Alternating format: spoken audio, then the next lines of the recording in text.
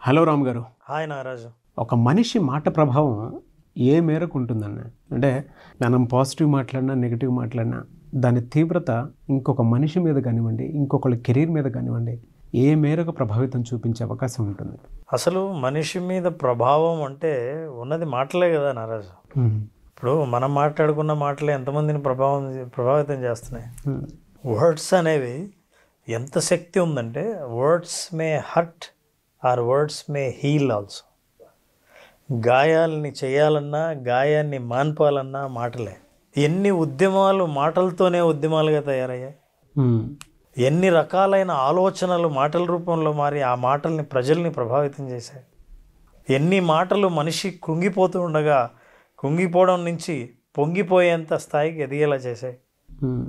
So భగవద్గీతలో కూడా అర్జునుడు యుద్ధానికి వచ్చి నచరాజ్యం సుఖానిచ అని, అసలు నాకు ఈ రాజ్యం వద్దు, సుఖాలు వద్దు, స్వర్గం వద్దు, నాకు ఎందుకు ఊరికి వదిలేస్తా అని వెళ్ళిపోయి డిప్రెస్ అయ్యి మనిషి కుంగిపోయి ఉంటే ఒక 2 మాటలే చెప్పాడు. 2 మాటలకే లేచి కూర్చున్నాడు. హతోవా ప్రాప్స్యసి స్వర్గం జిత్వావా భోక్షసి మహీం అన్నాడు. అంటే ఏంటి? చచ్చిపోయావా నీకు వీర స్వర్గం లభిస్తుంది, బ్రతికావా నీకు రాజ్యం లభిస్తుంది, అంటే గెలుపొందిన వీరుడిలా గుర్తింపు పొందుతావు.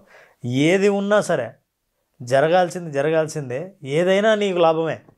ఈ మాటలు చెప్పడంతోనే, ఈ ఒక్క మాటలే కదా మనిషి చేతగాని వాడు కూడా చేత అవుతుంది అని ముందుకు వస్తాడు. కానీ ఇవే మాటలే మనం పాజిటివ్గా మాట్లాడితే మనిషిని గాయాలే కాదు, మానసికమైన గాయాలని కూడా మాన్చే శక్తి మాటల్లో ఉంది. మాటల యొక్క ప్రభావం, భాష యొక్క ప్రభావం, అందులో ఉన్న ఎమోషన్స్ యొక్క ప్రభావం ప్రతిరోజు మనం అనుభవంలోకి తీసుకొస్తూ ఉంటాం, మనకు తెలియదు. కానీ అది ఏదైనా కావచ్చు, నెగిటివ్ కావచ్చు. ఒక్కొక్కసారి ధైర్యవంతుడిని కుంగదీసేవి అవే. రాత్రంతా నిద్ర లేకుండా బాధపడే విమర్శనాస్త్రాలు కూడా మాటలతో వచ్చేవే. మాటలు మాట్లాడడం మనిషికున్న ఆవేశము, కోపము, ఎదుటి వాళ్ళ మీద ద్వేషము, ఇట్లాంటి కోపము, వీటన్నిటినీ మనం ఎక్స్ప్రెస్ చేయడానికి వాడేది కూడా మాటలేగా. అవునండి. అంటే కొట్టిన దెబ్బ కంటే కూడా మాట్లాడిన మాట ఎక్కువ గాయం కలిగిస్తూ ఉంటుంది. అదే అంటారు, stones and sticks May break my bones. కానీ మాటలు అంతకంటే మనసును బాగా ఎక్కువ గాయపరుస్తాయంట. గాయపరిచే మాటలు ప్రతిరోజు మనకు తెలియకుండానే కొంతమందిని గాయపరిచే మాటలు మాట్లాడుతుంటాం, కొంతమందిని ఎంకరేజ్ చేసే మాటలు మాట్లాడుతుంటాం. మనం కూడా కొంతమంది మాటలకు గురి అవుతూ ఉంటాం, మంచి మాటలకి, చెడ్డ మాటలకి. సో మాటకి ఎంత ప్రభావం ఉందంటే చాలామంది సైకాలజిస్టులు, న్యూరో సైంటిస్టులు కూడా దీని మీద స్టడీ చేశారు. వాళ్ళ స్టడీలో తెలిసింది ఏంటంటే, మీరు విన్న తర్వాత ఈ మాటల ప్రభావం బ్రెయిన్ లెవెల్లో ఉంటుంది, బ్రెయిన్ కెమిస్ట్రీని కూడా చేంజ్ చేస్తుంది. కొంతమంది ఒక్క మాట సాయం చాలదా అని, అందులో సాయం ఏముంది? డబ్బులు ఇవ్వట్లేదు, నీకు ఏ వస్తువులు ఇవ్వట్లేదు, కానీ నేనున్నా నీకెందుకు అన్న మాట చాలు మనిషిలో ఎక్కడ లేని ధైర్యాన్ని తీసుకొస్తుంది. సో ఇది మాట సాయం అంటాం. సో న్యూరో సైంటిస్ట్ చెప్పింది ఏంటంటే, మీరు ఎప్పుడైతే పాజిటివ్ మాట విన్నారో న్యూరో కెమిస్ట్రీ కూడా మారి మనిషిలో ధైర్యాన్ని, అంతకుముందు లేని ధైర్యాన్ని తీసుకొస్తుంది. మసారు ఎమటో అని ఒక జపనీస్ సైంటిస్టు, ఆయన ఈ మాటల ప్రభావం ఎట్లుంటుందో ప్రయోగం చేయాలని ట్రై చేశాడు. ఆయన ఏం చేశాడు తెలుసా? నీటి చుక్కను తీసుకుని దాంతో మాట్లాడాడు. ఆ మాట్లాడిన తర్వాత ఆ చుక్కల్ని, నీటి బొట్టుని ఫ్రీజ్ చేశాడు. ఫ్రిడ్జ్లో చాలా తక్కువ టెంపరేచర్లో ఫ్రీజ్ చేస్తే, I love you, my thanks to you, you are so beautiful అన్న మాటలు మాట్లాడి అవి విన్న ఆ నీటి బొట్టును ఫ్రీజ్ చేసిన తర్వాత ఆ క్రిస్టల్స్ చాలా అద్భుతమైన వజ్రాన్ని పొదిగితే ఎలా ఉంటుందో ఒక నగ, అట్లాంటి షేపును అది ఏర్పరచుకుంది. అంటే ప్రాణం లేని నీళ్లు కూడా స్పందించి మాటలకి అంత అందమైన రూపం ఇచ్చింది. అట్లాగే ప్రయోగం చేశాడు. ఇంకో నీటి బొట్టు తీసుకొని అదే క్వాలిటీ, అట్లాంటి ప్యూరిటీనే ఉన్న నీటి బొట్టును తీసుకొని దాంతో నెగిటివ్గా మాట్లాడాడు. I hate you, I don't like you, ఇట్లాంటివన్నీ నెగిటివ్ మాటలు మాట్లాడి దాన్ని ఫ్రీజ్ చేస్తే అది అసిమెట్రికల్గా ఏదో ఒక ముద్దలాగా, దానికి ఏ ఆకారం లేని ముద్దలాగా అది ఫ్రీజ్ అయిపోయింది. అప్పుడు ఆయన తన థీసిసే రాశాడు.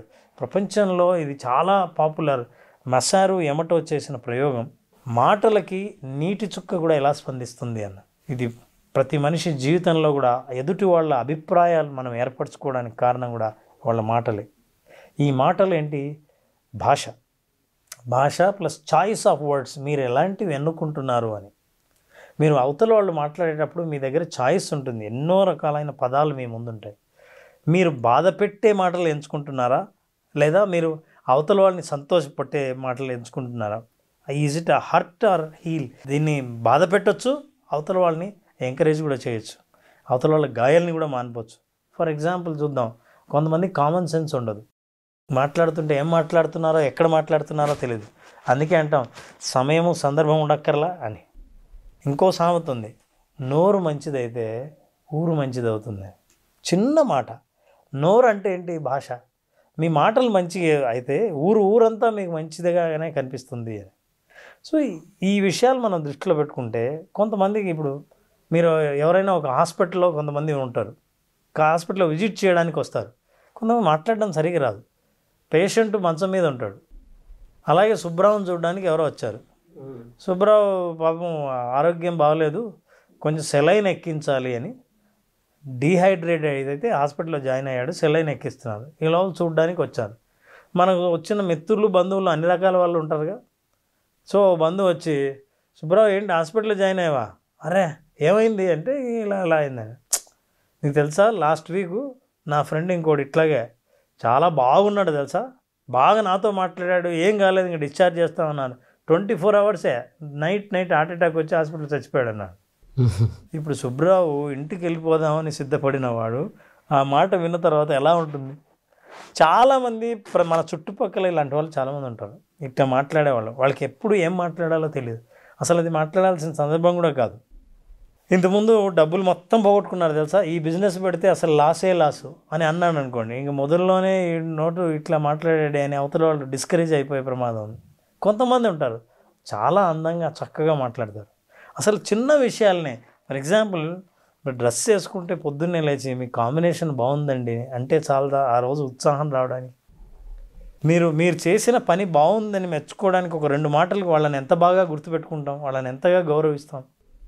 అయితే నేను అన్నది ఎప్పుడు మీరేమో మంచి మాటలు మాట్లాడడం కోసమని అవతల వాళ్ళని ఏ తప్పు చేసినా సరే మనం మంచిగా మాట్లాడాలా అన్న ఆలోచన వచ్చిందనుకోండి, తప్పును కూడా ఎంత అందంగా ఎత్తి చూపొచ్చో. అరే మనిషిని బాధ పెట్టకుండా తన తప్పు తాను తెలిసేటట్టు మాట్లాడడం అనేది ఒక కళ. అందుకే అంటాం, ఎప్పటికి అయ్యేది ప్రస్తుతం అప్పటికి ఆ మాటలాడి అన్యుల మనములు నొప్పింపక తానవ్వక తప్పించుకు తిరుగువాడు ధన్యుడు సుమతి అని. ఇతరులను బాధ పెట్టకుండా తాను బాధపడాల్సిన అవసరం లేదు, ఇతరులను సంతోషపెట్టడం కోసం మనం బాధపడక్కర్లేదు. సో ఎప్పుడైతే ఈ మాటల ప్రభావం అర్థం చేసుకున్నామో, ఎన్ని రకాల రీసెర్చ్లు చేసినా తేలింది ఏంటంటే, మాటకి భాషకి ఒక వైబ్రేషన్ ఉందని. ఎప్పుడైతే వైబ్రేషన్ ఉందో దానికి ఒక ఎనర్జీ ఉందని. ఈ ఎనర్జీ ఎక్కడ ఉందో అది వెళ్ళి ఈ ఎనర్జీ ప్రయాణిస్తుంది, ప్రయాణించి ప్రభావం చూపిస్తుంది. మనం ఏమైనా కావాలనుకున్నవి జీవితంలో ఆకర్షించే మాటలైనా అవ్వచ్చు, మన జీవితంలోంచి వెళ్ళిపోయే వికర్షించే మాటలు కావచ్చు. ఇప్పుడు మనం ఇక్కడ చెప్పుకోవాల్సిన 2 విషయాలు ఉన్నాయి నారాజ్. మాటల్లో 2 రకాలు. మనం ఇతరులతో మాట్లాడేది ఒకటైతే మనతో మనం మాట్లాడుకునేది ఒకటి. వాటినే మనం అఫర్మేషన్స్ అంటాం. Positive affirmations, negative affirmations. ఏంటో నా జీవితం ఇలా ఉంది, నేను ఇలా అయిపోయాను. అలాంటి వాళ్ళు ఎలా ఉంటారంటే, పొద్దున్న లేచినప్పటి నుంచి లేస్తూనే తన సెల్ఫ్ సింపతి, తనని సెల్ఫ్ బ్లేమింగ్, తిట్టుకునేటప్పుడు ఎప్పుడైతే ఆ యాటిట్యూడ్ ఉందో, లాంగ్వేజ్ ఎప్పుడు బ్లేమింగ్ లాంగ్వేజ్ వస్తుంది. నేను పనికిరాను, ఏమీ చెయ్యలేను, డెవలప్ అవ్వలేను, లాభాలు రావు, ఇలాంటి మాటలు మాట్లాడినప్పుడు మీరు మాట్లాడే కొద్దీ మీలో శక్తి కుంగిపోతూ ఉంటుంది, చెయ్యాలన్న ఉత్సాహం కూడా పడిపోతూ ఉంటుంది. అలాగే నేను అన్నది పాజిటివ్ విషయాలు. అసలు పాజిటివ్ అఫర్మేషన్స్ అంటే ఏంటి? నేను సాధించగలను, ఎందుకు సాధ్యం కాదు, ఎవరైనా సాధిస్తే మనం సాధించవచ్చుగా అని. నేను బాగున్నప్పుడు మళ్ళీ రేపు బాగుంటాను, ఇప్పుడున్న పరిస్థితి శాశ్వతం కాదు అని ఈ మాటలనే అనుకున్నప్పుడు మనకు ఉత్సాహం వస్తుంది. ఎప్పుడూ ఎవరో ఒకరు మనం ప్రోత్సహించడానికి చుట్టూ ఉండాల్సిన అవసరం లేదు. మన గురించి మనమే మనతో మాట్లాడే మాటలు కూడా మనల్ని హీల్ చేసే అవకాశం ఉంది. అందుకే విజువలైజేషన్లో మీరు ఏదైనా అఫర్మేషన్స్ చెయ్యాలి అనుకున్నప్పుడు ఆ పాజిటివే అంటే ఒక బ్లూ ప్రింట్ ఇస్తూ ఉంటారు. మౌనంలో నుంచి వచ్చినటువంటి ప్రతి మాట విజువలైజేషన్లో బ్లూ ప్రింట్ అయ్యి అది నిజ రూపం దాల్చేంత వరకు మీరు ఆ అఫర్మేషన్స్ ఇస్తూనే ఉంటారు. సో ఈ అఫర్మేషన్స్ అన్నవి కూడా వచ్చినవి మాటల నుంచే.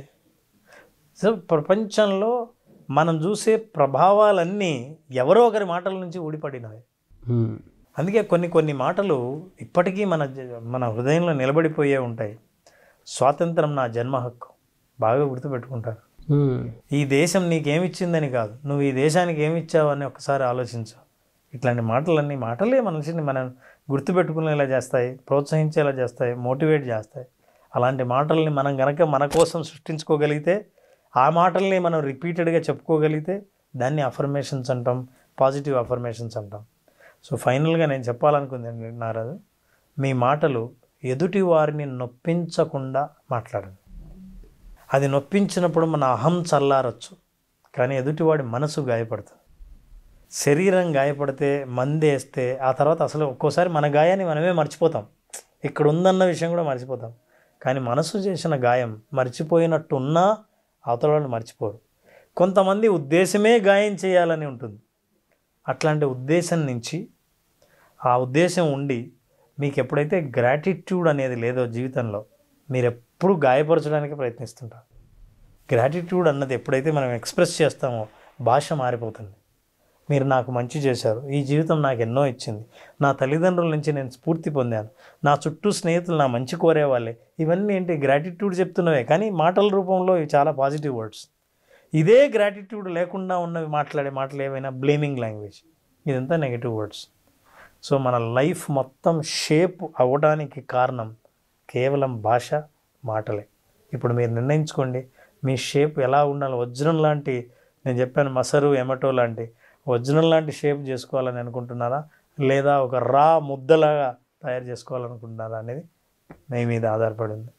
సైంటిఫిక్ రీజన్ తోటే చిన్న వాటర్ డ్రాప్ మీద మీరు చెప్పినటువంటి ఎగ్జాంపుల్ ఉంది చూసారా. అనుకుంటా ఉన్నా, ఒక మనిషి బాధలో ఉన్నప్పుడు చుట్టుపక్కల ఒక మాట సాయం కోసం ఎదురు చూసేటువంటి పరిస్థితి ఉన్నప్పుడు, ఎవరైనా మన వీడియోస్ చూసేటువంటి వాళ్ళు చాలామంది ఉంటారు.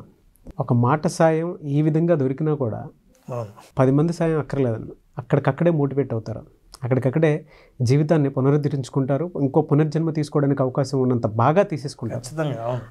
ఇవాళ మన విజువలైజేషన్లో కూడా చాలామంది తీసుకునేది పునర్జన్మ లాంటిదే. అంటే ఒక విషయాన్ని అక్కడే ఫర్గివ్ చేసి నెక్స్ట్ లెవెల్కి వెంటనే వెళ్ళటం. త్రూ విజువలైజేషన్ అది సాధ్యం అవుతుందని అంటే, త్రూ ఇది ఓరల్ సబ్జెక్ట్ మీరు నేను మాట్లాడుకునేటువంటిది. అది ఎంత పర్సనాలిటీని హీల్ చేస్తుందని అంటే, ఒక మనిషి పడిపోవడానికి ఈ మాటే శాసిస్తుంది, ఒక మనిషి ఆనందపడడానికి లేదా పర్సనాలిటీ హీల్ చేసుకోవడానికి ఈ మాటే ఉపయోగపడుతుంది. అలా భగవద్గీతలో కూడా చెప్పినటువంటి కొన్ని విషయం, అంటే ఇప్పటికీ గీతలో శ్రీకృష్ణుడు ఏం చెప్పాడో అర్జునుడు అదే చేశాడు.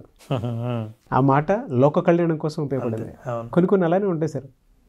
అదే కాదు, శ్రీరాముడు కూడా తండ్రి చెప్పాడన్న ఒకే ఒక మాటతోటే ఈరోజు మనకు దేవుడు శ్రీరాముడు. అవును, మంచి మాట మీరు విన్నప్పుడు మీ మాట మారుతుంది, అది ప్రభావం.